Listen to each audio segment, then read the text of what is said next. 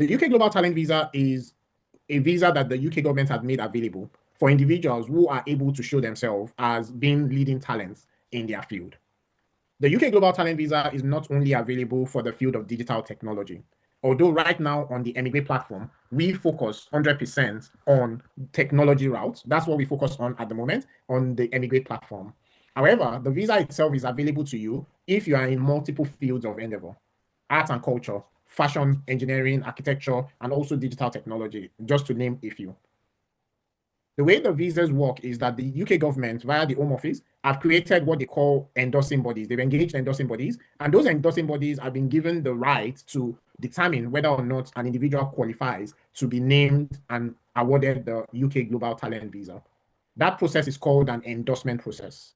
What the endorsing body does is that they review your profile, they review everything that the individual has presented based on their guideline. And based on that, an assessor, this is human, not AI and all, and it's not automated, an assessor who is familiar with that individual's field will review and take a decision to say, it used to be a panel, nowadays one or two, depending on how complicated your case is, to say whether or not they believe you qualify under the guideline that they have set for that particular visa.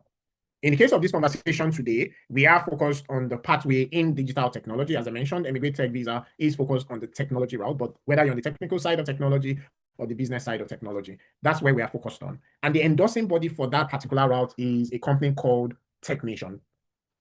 Now, in the sense of the UK Global Talent Visa for the field of digital technology, which I would just call TechNation Visa. So the reason why it's called TechNation Visa is because TechNation is the endorsing body for the visa. TechNation has put out a guideline to say this is a guideline that helps you to, in terms of this is the guideline the assessors would use to determine whether or not you qualify. But I would say it in a different way. This is a guideline that you can use to measure your profile and check if you are qualified already. But it gets better because even if you're not yet qualified, that same guideline can become something you can use to determine whether or not you could qualify in the future. On the TechNation Visa Guide, and we're going to go back there in a moment, I'm going to share my screen. The TechNation Visa Guide shares what is expected of your profile.